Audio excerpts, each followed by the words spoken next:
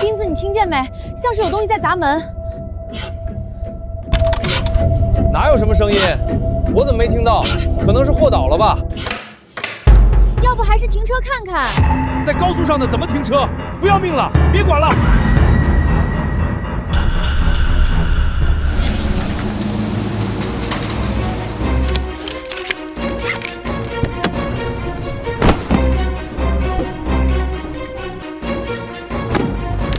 哎，张亚，我刚开车的时候前轮好像有问题，你去检查一下，我来安排卸货。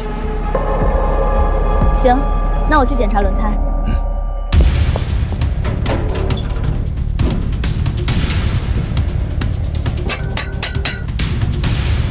前轮没事啊。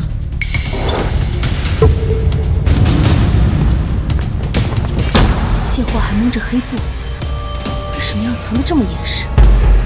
这车厢里到底藏着什么见不得人的秘密？